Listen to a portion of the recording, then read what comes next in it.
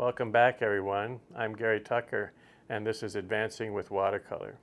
In today's scene, I'm going to talk about composition and how it helped me to create this painting. There were a number of problems that I faced in organizing the elements within the cafe, but I relied on composition and design ideas to help me to arrange the subject and eventually to get the right balance of light and dark.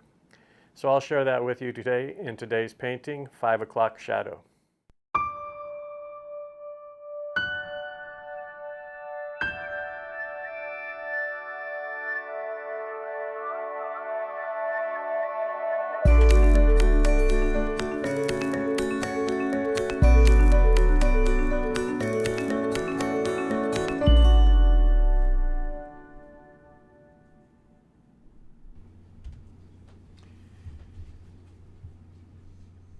Well, this is the Cafe Tate, as it was back in February. And look at that light.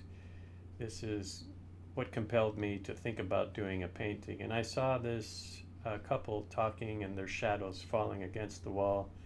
And in a moment, I thought this could be a great painting, or this could be a great idea for a painting.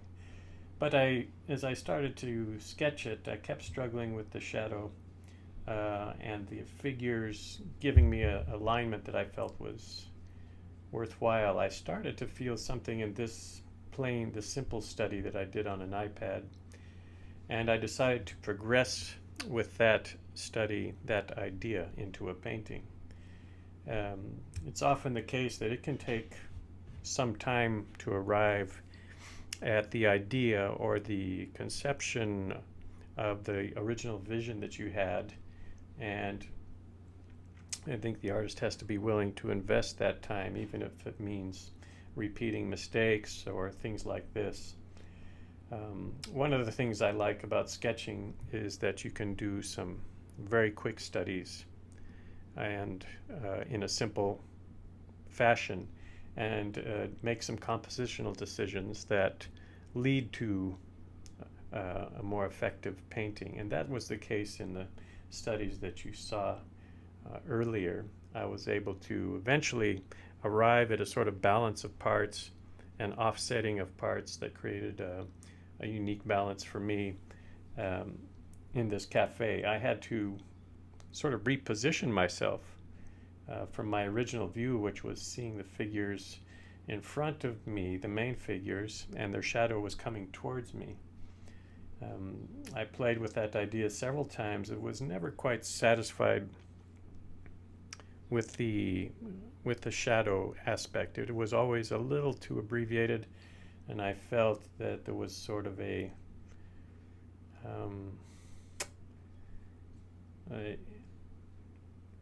incompatibility with shadows with figures. In any case, I decided to move myself or change my position in relation to these figures and have the shadow move laterally against the wall. And this gave me a better opportunity to exploit the shapes of the shadows. And these shapes of the shadows are something that I work to exaggerate, make them more oblique, longer, darker than I observed them. And I felt that this was in line with the idea that these shadows were alive, almost as alive as the figures that were casting them. And so this became a guidance for me and for the way that I use the brush and the pigment. What you see me doing now is creating the figures, a couple that's having a conversation near the light, near the window, and is generating these big shadows against the wall. So one of the challenges became to not overemphasize these figures. I want them to be understood and feel a part of the composition, almost as though they're framing the composition. And then the shadow can really come off of these figures and move towards the wall. And that's what you see me doing now. And I'm doing it may look sort of awkward the way I'm throwing the brush at the paper and creating a little bit of splatter, a little bit of an unexpected mark, but this is actually part of the technique that I'm using to generate some sort of spontaneity within these figures. I found through some of the iterations that I was trying to emulate angles and backs of chairs and this and that with the shadows, and that became frustrating, and the shadow itself lost some of its power. So I realized shortly thereafter that creating these shapes was more important than they be the exact reflection or have an exact relationship to the figures. They could be more independent, and they can have a stronger finish if I let them kind of emerge from these shapes. And so part of what you saw me doing was actually an effort to avoid being too particular and think about the direction, think about some of the interesting edges. If I can put a somewhat readable head on these shapes, then I think we'll understand what they are. So this is a kind of complex explanation of something that ended up being very free and spontaneous. I find that it's easy for me to get into a process of just copying or replicating what I see, and I'm relatively good at that. So I know that that's how I was trained, but more and more I'm getting into a state, or I try to push myself to a state where I can improvise with the brush. And I think this is true of many artists, many great artists. And sometimes we see that more in their sketching. One artist I'm thinking about that everybody knows is Rembrandt, who's got such a difference between the work that he did for himself, which is mostly in the form of single color pen and ink studies, sketches, etchings, and the work that was commissioned, the work that was sort of directed by his buyers. I feel a greater spontaneity. I feel a lot of spontaneity and freedom with his studies, his sketchbook studies, his single color studies. And to me, it is a very big contrast.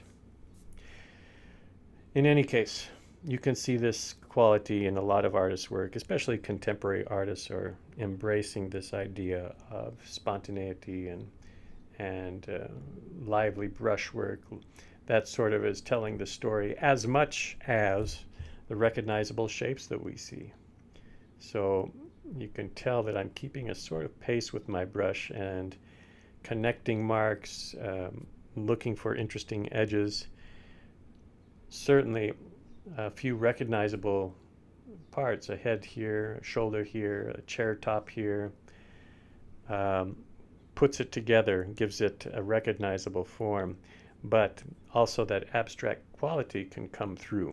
And this has become more of a working goal for me, is to have a very strong first impression based on interesting shapes, interesting tonal relationships, interesting edges, and a secondary reaction, which comes almost a split second later, of this is a cafe with shadows on the wall and people having a coffee and a conversation. So two things happening in this painting. One is a play of shapes, regardless of what shapes they are. And secondly is this moment of, that you will find in just about every cafe, late afternoon conversation, enjoying a quiet moment in a cafe. What you see me doing now is developing the figures in the corner here and connecting them via shadows on the ground to the figures on the left-hand side. And this is going to, in effect, sort of isolate the light moving across the wall, across the floor, across the wall. It's going to exaggerate the quality of the shadows, make them a little more animated and fun. And at this point, I feel the vision is just coming into view. I can kind of see the finished result in my mind's eye, and so I won't be doing anything major at this point, just adding the details that I feel are necessary, giving some features or shadows, let's just call them shadows, to a face, or a highlight to a shoulder, or the idea that someone has a cell phone in their hand, or the patterns that I see on the wall that make this cafe sort of special. These smaller things are sort of in my working thoughts from the beginning, but I save them and really try to get the larger elements of shape and light and edges happening, and then I feel I can add these smaller bits and really give it more of a context.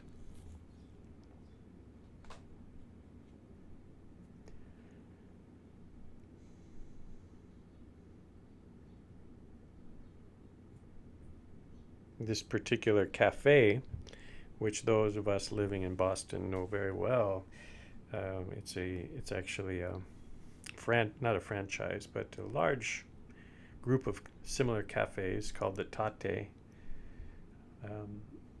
Uses a really beautiful decor, and by that I mean it's nothing special really, but it's a simple black and white, the kind of checkerboard flooring of black and white. There's tile on the wall that uses a black and white pattern. That's what you see me creating now. And each one has a sort of a little uniqueness to it, but the overhead lighting, the tile work, the benches, tables, chairs is all pretty much used throughout these groups of cafes. And so it might be recognizable to people who've been in Boston and enjoyed a cup of coffee at the cafe, the Tate Cafe. Oh, you look at that, the shadows have suddenly gotten transparent, and they are animated. They recede behind the darker figures, but they do have a life of their own, which I like. It almost appears as though they're eavesdropping on this secondary group. But in truth, they have their own life, which is something I was hoping for, and kind of dashing those strokes across the paper. And so it's very enjoyable to be able to look at that and see the idea that was only existing in my mind come to fruition on the paper. And there are some gains, some things that happened that weren't expected. Little accidentals in the floor area, the graded wash in the figures happened unexpectedly. Some of the lost and found edges in the figures on the left-hand side happened spontaneously, but to me they look very good. And then there's some shortcomings too. I wish I had done some things a little better, which I won't speak to because, well, not necessary. And so we're putting the final touches onto the painting, and this involves a small brush with some little whites, and these little whites kind of reinforce the direction of the light. They help to give a little bit of form to these silhouetted figures that are nested in the shadows right in the corner, and they invigorate the painting too. I suppose we could leave them from the beginning, but technically that's quite difficult, and it can slow down the brushwork, which is not a good working method. Taking the tape off, having a last look, thinking about if I want to adjust anything, add anything, and I really feel quite happy with it, so I don't think I'll be doing anything on top of this. When you take the tape off, suddenly the image is amplified. The reason it's amplified is there's now energy pushing back into the painting from the edges of the painting. The frame does the same thing. That's why almost every work looks good when it's framed, is because Now there's energy pushing back into the painting, whereas before it was all outward. I do miss this scene.